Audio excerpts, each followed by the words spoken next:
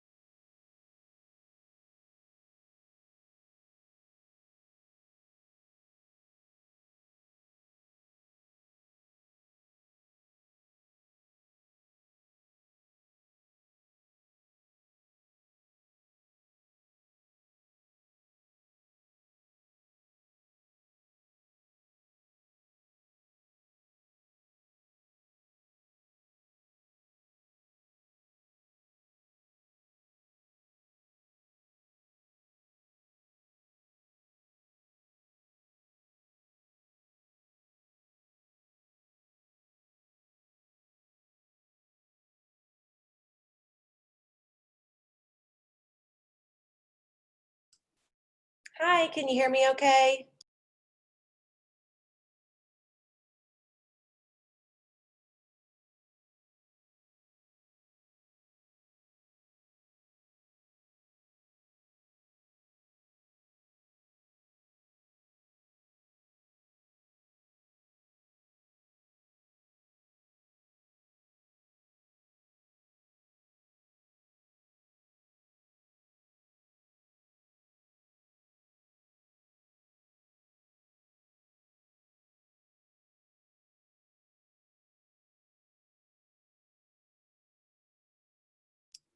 Sorry, you should be able to unmute now if you'd like.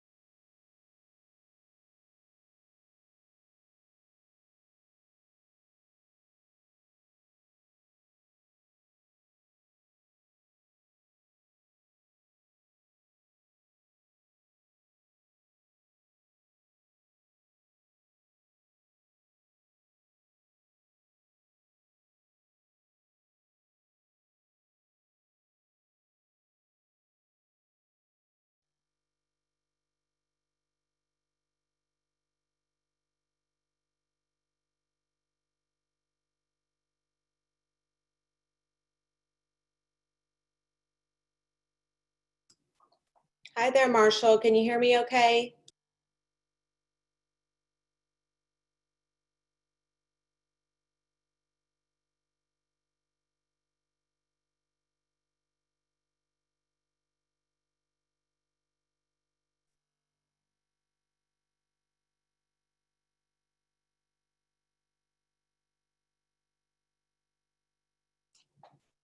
Hello, can either of you hear me?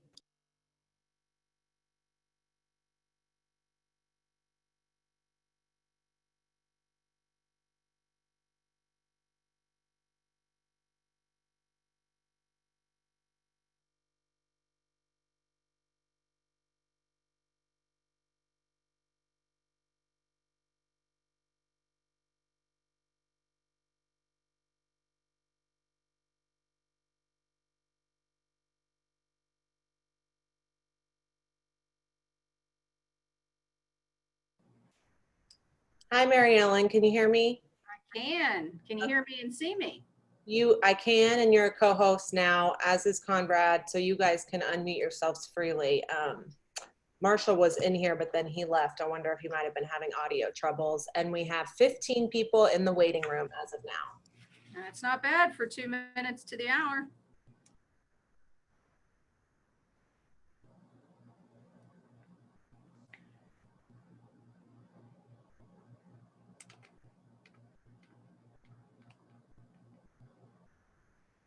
Hi, Sarah Ayresman.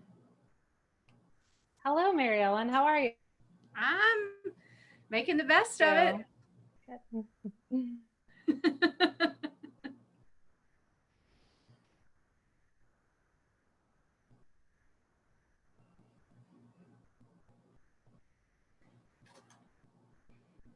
Sarah, you and Eric are both presenting, right?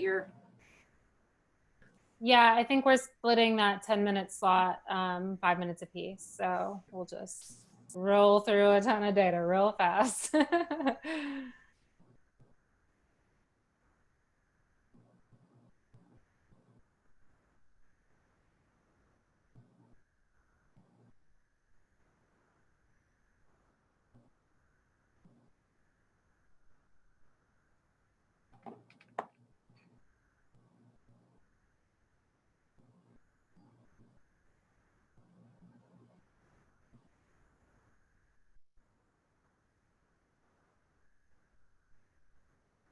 Hey, Conrad, good to see you. Hey, how are you? Nice mask. Thank you. You got to get fashion, I guess a little bit of fashion in with the with safety. Yeah, it's the way of our world right now. Yeah, exactly. Thanks for making time to be here today. We're still waiting, obviously, for some folks to join. We've got 28 people in the waiting room, so that's good. We got a lot of folks coming online. Good deal.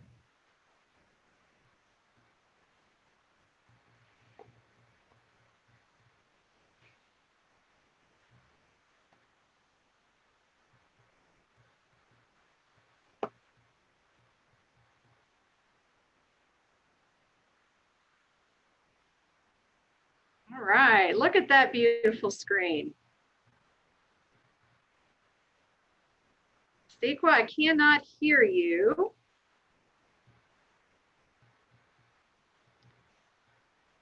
Hello, Marshall.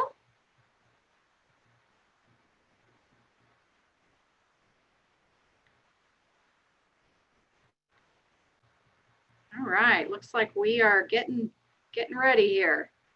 Welcome, everybody.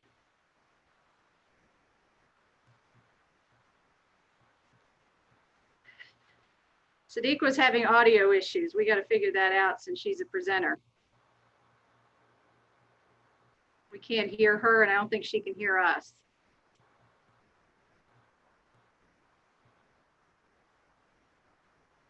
All right, we'll give it another minute or so just to let everybody get a chance to dial in, click in wherever they are.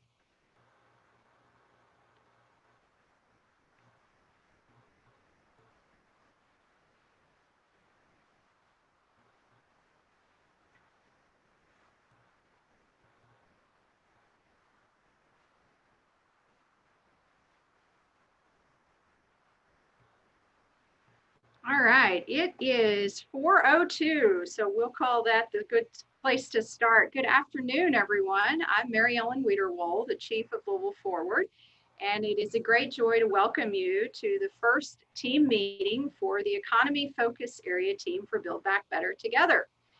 It's fun to be with you all today. We've got a lot of important work ahead of us. And just so y'all know, we are recording today for those who were not able to join us, because one time never fits all sizes.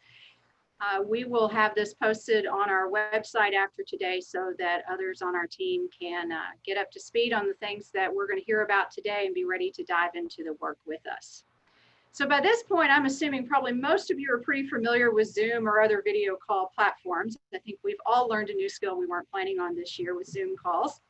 And in fact, 4 months ago, if someone had asked me to do a video call, I would have made a scrunchy face and said, I don't want to do a video call. And now I do them all the time, just like you. So today, because of the size of our group, we are in a format where during this portion, the presentation portion, folks are muted, but you can use the chat function. So the chat function should be open to everyone. So if you want to start a conversation in the sidebar, it's absolutely open for that. And probably like me, you've been on a lot of great video calls where the chat function on the side really helped to enrich the experience and frankly got more comment into the work than would have been if we'd been together in a boardroom together or in a theater together. So today we're going to do some quick introductions to get started. I'm going to give you the agenda and then we're going to roll into presentations. So I'm also joined by our economy team lead here, Rebecca Flyshaker. She is our Director of Economic Development here. You may have heard from her already. She sent you some good pre-reads, I think. And then by several of our co-chairs for the economy team. We had a web call a few weeks ago to talk about how we wanted to do today's meeting and what were the important things for us to share with this group.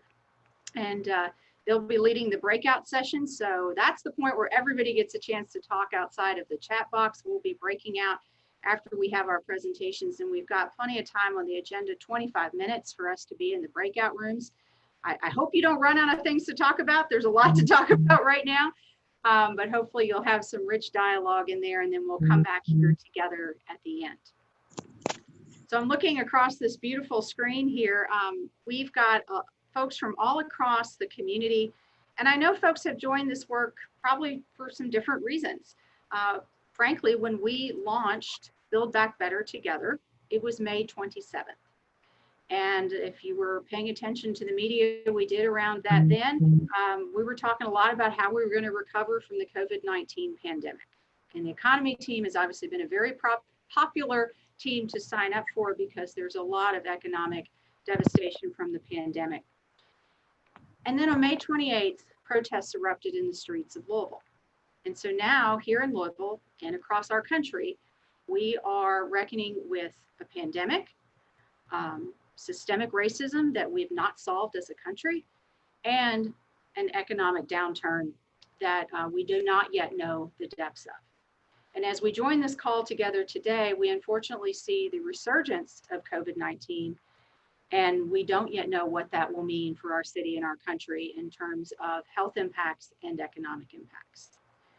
So that leaves a lot for us to get to talk about today. So let's get to it. Rebecca is on here. There she is. Rebecca, would you like to say hello before we get into the agenda?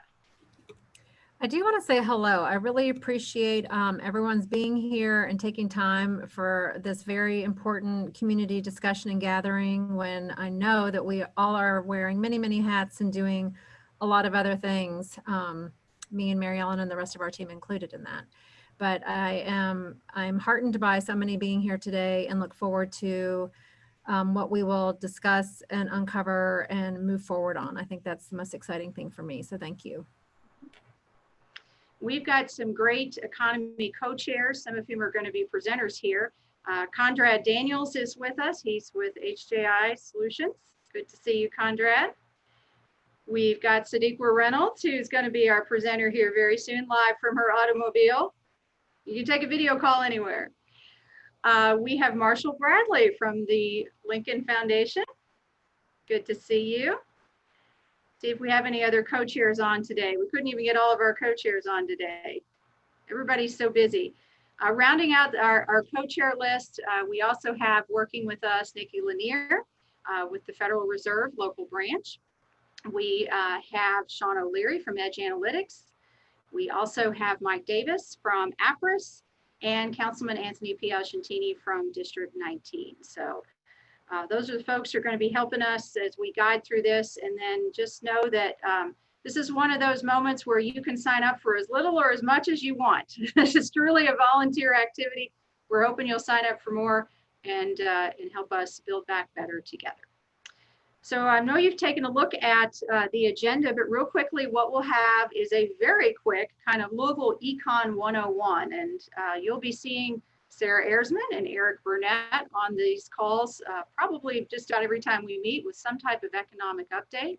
Sarah's going to talk a little bit about where we are with the COVID-19 impact. And then Eric Burnett's going to take the microphone and talk about some of our race and economic mobility issues. Then after that, I am really looking forward to Sadiqa Reynolds' presentation. She is one of the authors of the document that I hope you've read. We sent it to you, A Path Forward for Louisville. And she's going to give us some background on what's in that document and why it's so important. So with that, Sarah, you've got the mic. Well, thanks, Mary Ellen. So as she said, I am Sarah Erzman. I'm the Director of Labor Market Intelligence at Kentuckiana Works. For those of you who might not know Kentuckiana Works, we are the workforce development board for the Louisville region, serving Jefferson and 6 surrounding counties, helping job seekers find jobs, education and training, and connecting employers with skilled qualified workers. But today I'm going to be presenting a snapshot of the economy during the COVID-19 pandemic. I called it a snapshot because this is the data we have as of today, July 15th. Government statistics just are not really keeping pace with the rate of change that we're seeing in this pandemic economy. And so we'll continue to provide you updates as data becomes available. Right now, the data for the metropolitan region is current as of the middle of May, and the data for the nation is current as of the middle of June. So here we are in the middle of July. Things have changed yet again, but we'll just again continue to monitor it. So beginning with a discussion of the total number of jobs in the Louisville region, the region lost a dramatic 116,000 jobs in April. We did start to gain jobs in May, gaining 10,000 jobs, but clearly there's just a huge hill left to climb from the impact of the business closures that occurred in March and April. So since February, all industries in the Louisville economy have experienced some job loss, but the impact has by far been the greatest in the leisure and hospitality sector. These are jobs in hotels, restaurants, other kind of tourist activity. And because we expect some of these in-person services to not sort of rebound very quickly, we don't expect the jobs to come back as quickly in this sector as fast as they might in health services and manufacturing. The unemployment rate in the Louisville economy did peak in April at 16.8%, the highest ever recorded. There was a dramatic 5-point decline though in May, where we started to see a lot of those unemployed workers who were temporarily laid off be recalled to their former employers, which is good news. But the unemployment rate in May is still very high. In fact, it's as high as the worst unemployment rate that the region experienced in the wake of the Great Recession. And so what we're really starting to see is an uptick in the rate of unemployed workers who identify as permanently laid off, as opposed to temporarily laid off. So having no expectation of being recalled to their former employer. And so we're going to be dealing with that high level of structural unemployment for some time. Economists, both from the Congressional Budget Office and from the Federal Reserve's Open Market Committee, expect that the unemployment rate will remain elevated for the next few years and project ending this year, 2020, with an unemployment rate somewhere around 10%.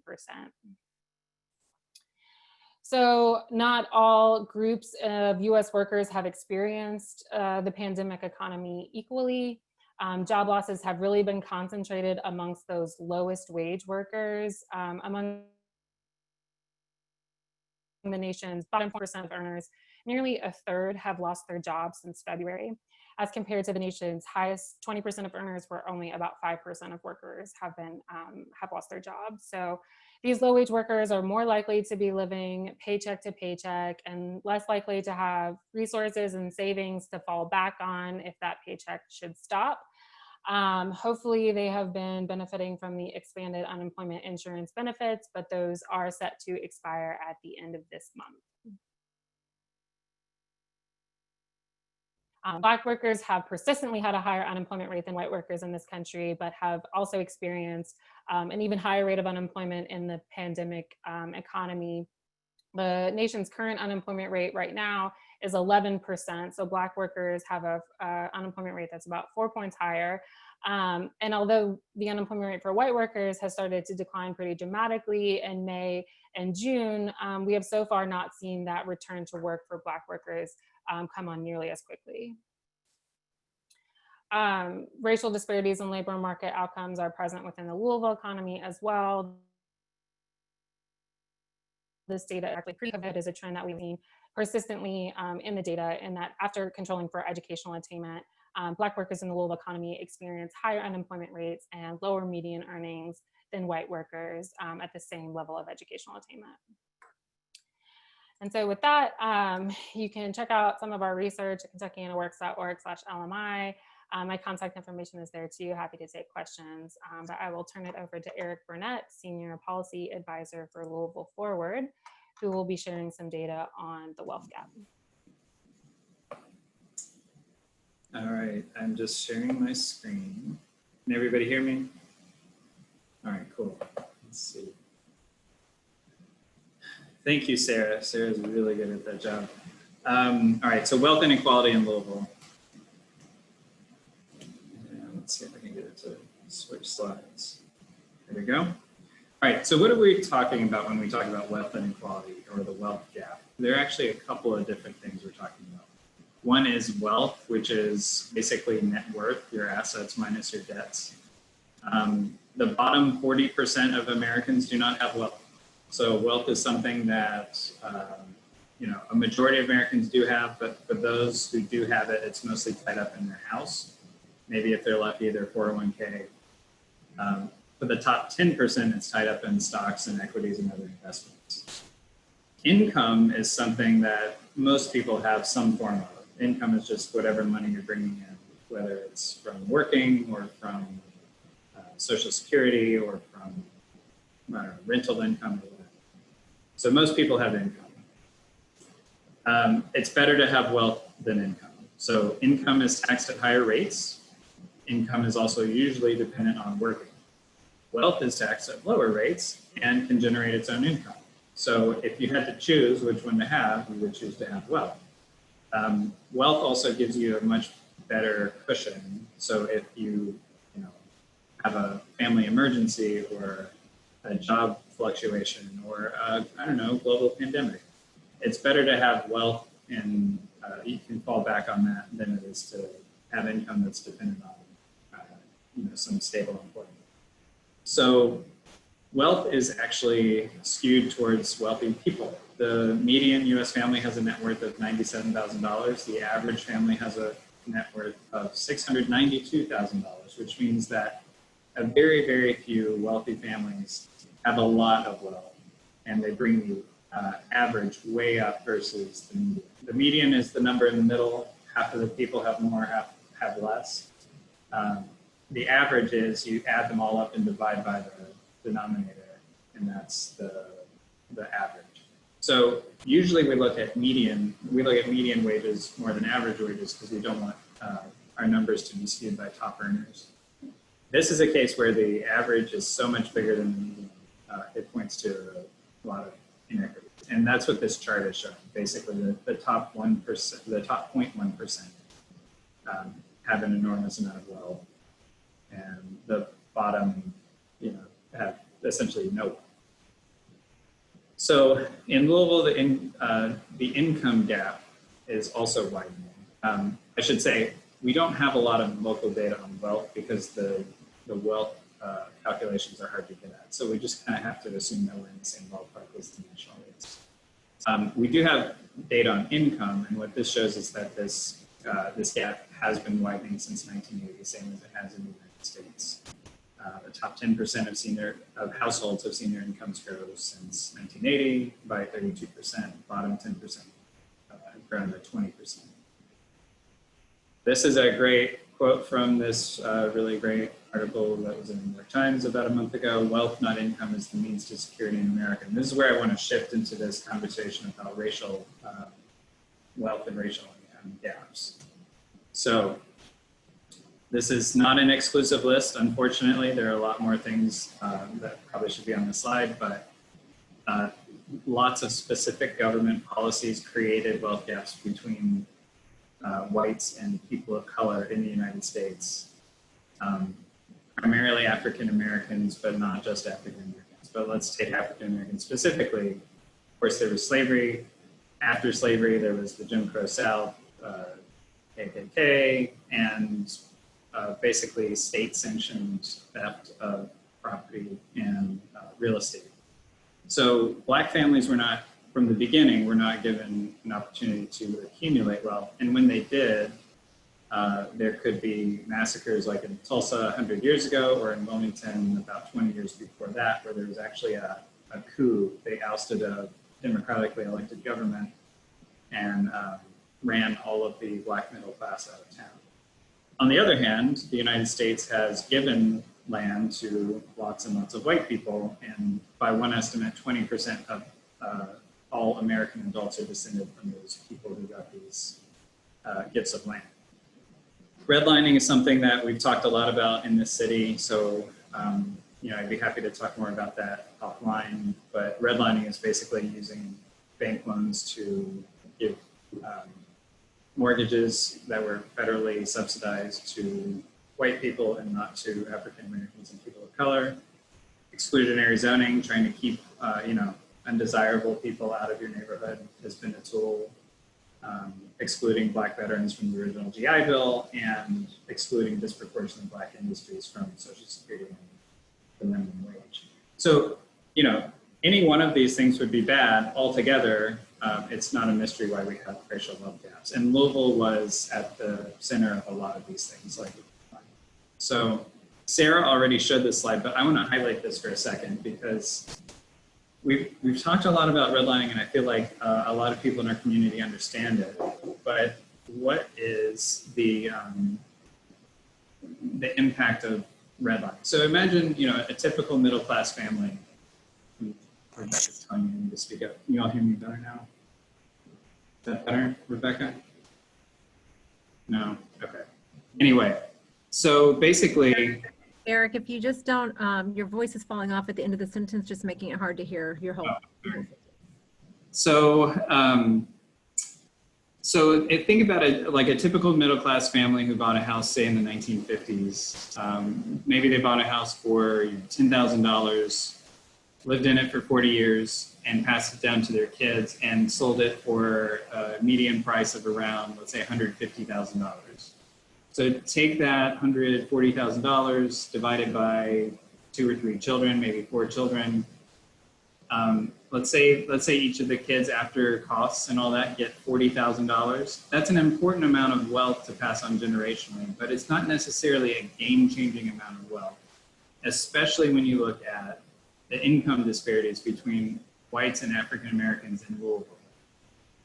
It's basically $10,000 at the some college and above level. So if you have some college education or above, and you're Black in Louisville, you're probably making about $10,000 less than your white counterpart on median. So basically a generation's worth of redlining is happening like every 4 or 5 years for Black families, because they're losing out on that income every year. Year in and year out, that $10,000 really matters. So that income disparity is a very key part of the wealth disparity. Okay, so Louisville is still below average on racial inclusivity according to EY. Let's see, can you see my cursor? Yeah, okay, so we are right here. So we're not, Minneapolis is worse off. Milwaukee is very much worse off. But some of our peer cities are doing a little bit better, like Charlotte and Nashville. So we're not the worst, we're not the best, we're not doing as well as we should. We do a little bit better by the Brookings analysis of racial inclusion, which looks at change in employment between whites and people of color, change in median earnings gaps, so the thing I was just talking about. We have gotten a little bit better, but this fluctuates a lot. So like in the grand scheme of things, it's not better, it's getting a little bit better. We need to figure out how to make it get a lot better. And change in relative poverty between whites and people of color has gotten a little bit better.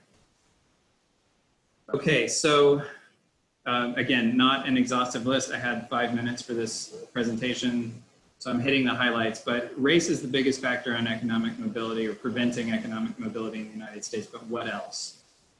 Well, class. So our current system of post-secondary education often makes existing class differences worse, not better. So on average, somebody with a college degree from a poor family is not going to make as much money as somebody with a college degree from a wealthy family. The college degree is worthless to the poor family. Workers are less likely to go up the income ladder over the course of their careers than they used to be, so there's less intra-generational mobility for individuals. There's gender as a factor, which again, this is not the only gender disparity, but just one I wanted to highlight, the so-called motherhood penalty, where women 25 to 34 earn 90 cents to man's dollar, but 34 to 45, they earn 78 cents. And a lot of that is because some people are taking time off to raise kids. And then we have a less progressive tax structure than we used to. Capital gains are taxed at much lower rates than income from working people. All right, that's all I've got. Happy to take questions offline or later in the breakouts. Thank you, Eric. And we're only 1 minute over where we needed to be, and that was a lot of information to cram into a short period of time. Thank you to you and Sarah for that, and I'm sure it does generate a lot of questions. Obviously, the first place to take those questions will be into the breakout rooms, but then also offline or in an email after this. A couple of things that have popped up in the chat room. As you all know, we are recording, and so the presentations will be presented online, and we will put the slide deck up online as well on the economy page. And so when we're done today, Lena will send all those things out. So I also noted that we have been joined by another co-chair. Sarah DeVasher-Wisdom is also on. I hadn't mentioned her earlier. I think I've caught all of the faces now that I've seen. I've recognized everyone. And I see that Sadiqa Reynolds is ready to go. So Sadiqa, you have the floor. All right. Hi, everybody. Can you hear me? Okay, very good. I'm sorry. I am driving. I'm out of state, and I just had to pull over to be able to do this because I think it's important. And Mary Ellen, I thank you and your team for making time. I have to say the two presentations before this one really do outline the reason that we would have to even have a path forward in this country and in this city for Black Americans. I think it's very important for us to really talk about that. And so I appreciate this group being willing to listen and think about it, and not just to plan and study. That has all been done, but instead really to think about how it is that we move forward and actually take action. I think that's been one of the frustrating parts, is that there's a lot of data, a lot of very smart people know and understand what's happening, but we unfortunately don't see the activity that we really need to see in order to move the needle forward. And I think that's where we are right now. We have really hit a time in our country and in our city where there is an opportunity to move forward, and move forward we must. I should tell you, if you can imagine from my perspective, and Mary Ellen, I know I have 20 minutes. I don't have a clock in front of me, so if you just give me like the 5, I'm looking at you on my screen, so if you give me a warning, then I'll know. Okay, thank you. We have, I am the president and CEO of the Louisville Urban League, and we stand in the gap for so many people in this community who do not have a voice. And when you are already serving people who have been redlined out of opportunity, who have really been on the worst end of injustices in a system, working within a system that was designed for them not to participate in it. So if you think about educational outcomes, if you think about the wealth gap, all of these things, these systems are working as they should be working. They were never intended for us to prosper in. And so you have those folks already suffering and just trying to make a way. Excuse me. And then what happens next is the pandemic. And this, when COVID-19 strikes our community, we always say, you know, if Black Americans if white Americans have a cold, then Black Americans have the flu. That's just the way it is. And that's the way it has always been in this country and even in our city. And so with the pandemic, you have all of a sudden this community again, it's just more pile on. So what happened for us at the Urban League, we have regularly and consistently been conveners of community organizations, and especially sensitive to Black leadership, of organizations that are aligned with Black empowerment. And that is not to say that we don't want others to be empowered or we don't want to be aligned with them. That would not be accurate. We align with a lot of groups.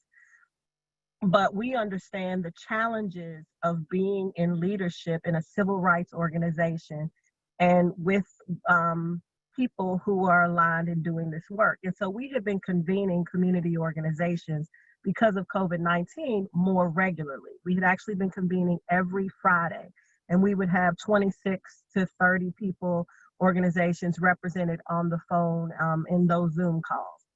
And as this was happening, then of course you began to see the highlighting of the police situation, not just in our city, but across the country, as Mary Ellen has indicated. And so we were already primed. We were already weekly getting together. And so now we had yet another thing to respond to. And it was not a new thing for us. None of this is new. None of the suffering, none of it is new for us. What was different was that we were regularly meeting and communicating and aligning about these matters. And so we were very quickly able to say to each other, what would we do? What is it that we want? What is it that our community needs? Because we are tired of the studies and the reports. We really wanted action. And so for us, and if you can imagine, if you had the opportunity to read the document or even peruse it, I mean, you see it's about 20 pages for 50 different organizations to come together. And so that's more than 50 people to come together to write something, prune it down, agree on the priorities, and get that out within 14 days. We were able to do that because we didn't need another study. This is the work that we do. This is the work that we believe in. This is what we've heard from community. And so for us, it is what it has always been, about a pathway to ownership, to Black ownership, for all of the reasons that you heard in the two presentations before me. That is really the way that we change outcomes. So in some instances, we're talking about home ownership, for example.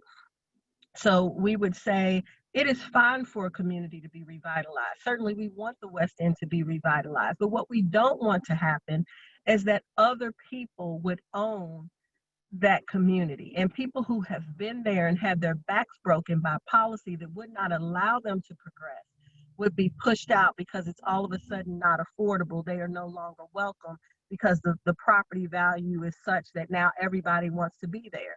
And it's not like we're making this up, right? We've seen this across the country. It's happened in a lot of places. If you think about Harlem, if you think about Brooklyn, if you think about Washington, D.C. So we know how it shouldn't be done. And we have been very intentional about saying, if you are going to bring philanthropic dollars into the West End, if you are going to bring government dollars into the West End, then we want clearly to have a pathway to ownership. That's not just for housing, but also for small businesses. There are so many Black business owners or potential Black business owners who can't find the technical assistance that they need, who aren't considered when JCPS has a huge contract. And this is the thing about it. You all know the league is building this sports complex. This will be the highest Black spend that this state has ever seen when we finish. And we're doing it to show that it can be done, and it can be done with excellence. But I have to tell you, it is difficult. It does require intentionality, but that's how you move when you recognize that there is a system out there that is designed to keep people out. And if all you do is call on who you've called on, it's not going to change anything. So we need funding to support some of these businesses. And I want to be clear, this is not something that the league does. Quite frankly, just before COVID-19, we had begun partnering with the Jewish Career and Family Services Center, because they do a very good job at some of the small business, technical assistance and those kinds of things. And so we always want to bring experts into community, but it shouldn't be so hard to get investment from those in power and in places of privilege, but it really, really has been.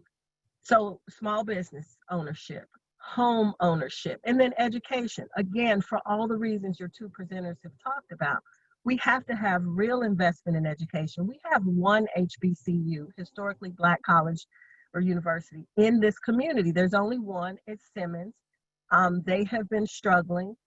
We have to figure out how to make this work. We have Evolve 502 in our community that is starting and really pushing for wraparound services. Those wraparound services that we would provide for a young person to be able to stay in college, not just to go, but to stay. Because I think what I heard Eric say is the college degree is worthless for a Black family. What he meant, what he said, and we might have heard it differently, he meant it is worth less, but it is still worth something. It is worth something, and our young people deserve an opportunity and the resources. You do not have to imagine what needs to be done in Louisville. You have organizations that agree on what has to happen, how we can do it. And as the example for housing, we have, the city has title to, more than 100 properties. Why couldn't we very quickly align not-for-profit and for-profit developers to revitalize, this community? And to say, but each thing we do, every place we put our money, we're going to begin a pathway to ownership. What does that mean? In some cases, you have Black people who are ready to buy right now, tomorrow, but they can't find affordable housing. There's not enough of it. In other cases, you have people who aren't ready, and they won't be ready for 5 years, and we may have to do a lease to own or something else. But that's where your creativity comes from. And it is interesting, in a community that is innovative and creative, we can't seem to solve the most basic of challenges for people who want the help and support. And even when we know what the root cause is. And I think it is because we don't pay attention long enough, because this really does make us uncomfortable. But we are going to have to stay in this uncomfortable place until we make some significant changes. And I think we can. I have two colleagues on the line with me. I think they're on here. I pray that they are. Lyndon Pryor, who is the Chief Engagement Officer at the Louisville Urban League. And then I also have Christina Shadle, who is the Chief Impact Officer. And what I would love to do is have each of them, if I still have a few minutes, I have 5 minutes, perfect. If we could allow them a couple of minutes each to really add some flavor to it, I would appreciate that. So Christina, why don't you go first, and then Lyndon. Okay, great, thank you. Can everyone hear me okay? Yes. Okay, super. So the only piece that I would add as we think about the business development side of things and the way that organizations and individuals sort of across the spectrum can engage with this, right, is to understand that these are not monolithic needs. So you have individuals who are looking to start businesses, you have individuals that are looking to stabilize businesses, individuals that are looking to scale businesses. And there are requirements for different kinds of work to happen at different stages of that spectrum. And people think we need to be creative enough to think broadly about that fact. I think oftentimes we get stuck at one side of that spectrum and then don't think about the entire element of that.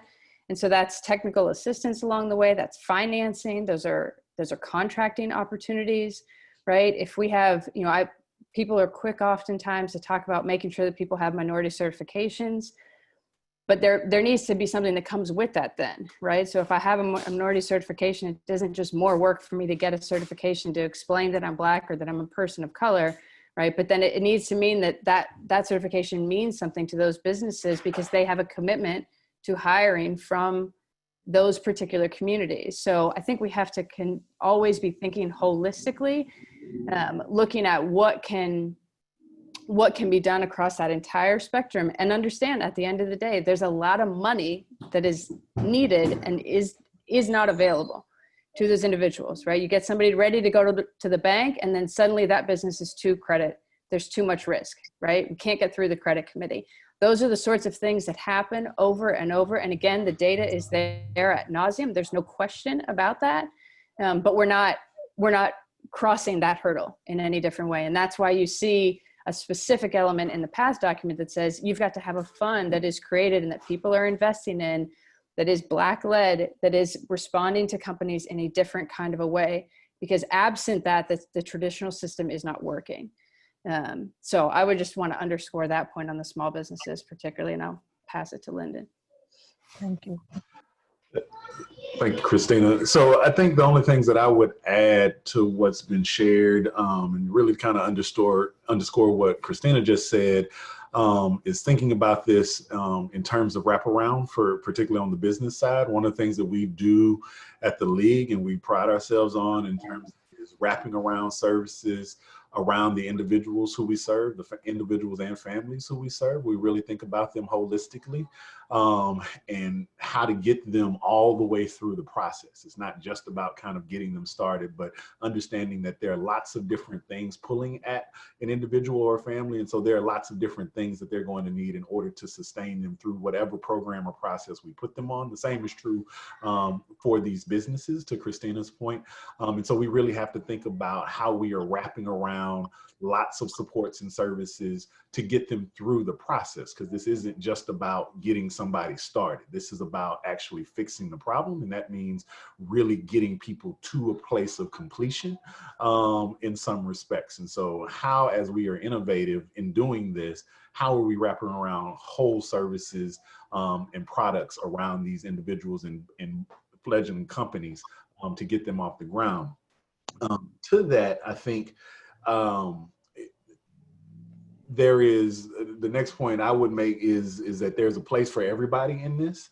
One of the ways in which we've looked at the path is that we've thought about all of the different categories in which an individual or a company may fall, and there is some way for you to play into that. And so whether that is you directly contributing to the fund for small businesses, or developing a home or whatever, or whether it is that your company is intentionally seeking out small Black-owned businesses to utilize as subcontractors for whatever products and services that you're offering. But it is going to require you to be, and my last point is everybody being intentional about this, right? Like, none of the things that have happened to Black people in Louisville are without intention, right? Redlining was an intentional process. There have been several policies set up that are intentional and that singled out Black people explicitly. And so if we are going to remedy those things, we have to be equally intentional about how we then address them. And so we have not been bashful. I mean, the Louisville Urban League has never been, but certainly as a group with this document of the path, we are very explicit in talking about Black-led organizations supporting Black families and Black communities, because we recognize that there's been a great deal of intentionality in excluding us from these processes and from the opportunity to thrive. And therefore we must be equally intentional, if not overly intentional, in terms of remedying that those situations for those communities. Absolutely. And thank you, Lyndon and Christina. And Mary Ellen, if I could just finish up a couple of things. Is that okay? Can I just take a couple minutes? Okay. I think she said yes. I can't see her anymore. Okay. If they didn't mute me, I'm going to go for it. Yes, go. All right, You're in. All right. Thank you so much. I do really want people to understand that we collaborated with other organizations to create this path forward, because we know that the community really does have the answers and really does know the path forward. What we have never been able to do is to scale the good work. We have done good work, and by we, I do not mean the Urban League. I love the Urban League, but I am more committed to this community than I am to the league. And I think that we all are. We are committed to the movement and the work. And so I want you to understand that. We do have answers. We just have never been able to get the resources necessary to truly make the difference that we needed to be able to make. One thing that you've heard, I think is important for you. You haven't heard it in this meeting, but you've heard it previously, and you probably read it in the document. You see a line where we talk about divesting from police. I want everybody to understand that for most of us, that does not mean getting rid of police departments. That's not what it's about. But if you think about what we've asked police to do over the years, if you think about the fact that we do have a serious drug problem in our community, and that's not unlike other cities in this country, we are asking police to respond to that. We are asking police to respond to homeless people who are not armed and dangerous. They are just making us uncomfortable.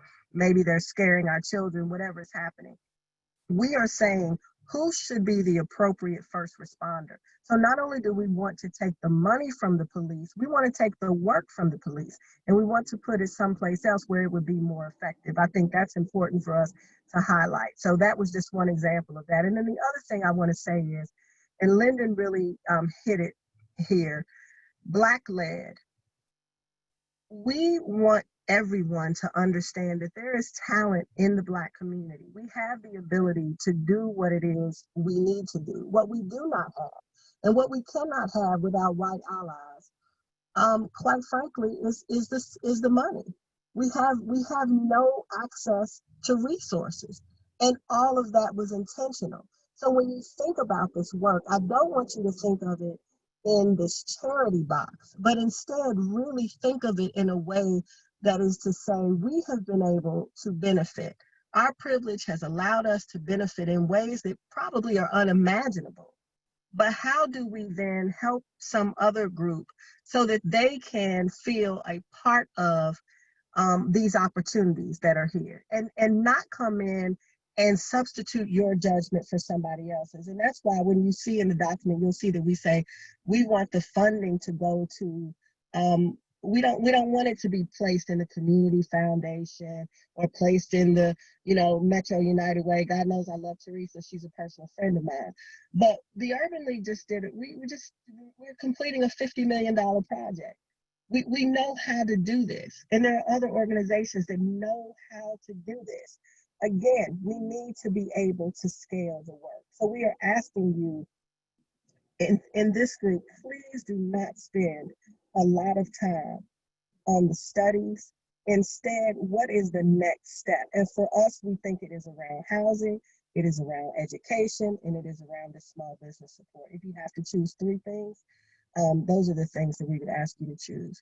And then, Mary Ellen, lastly, if there's going to be a breakout group, I'm going to exit, but Lyndon and Christina will be here. They can answer every question. They were part of the 40 people that helped with this document, so I think we'll be fine. All right. Well, thank you, Sadiqa, Lyndon, Christina, Eric, and Sarah.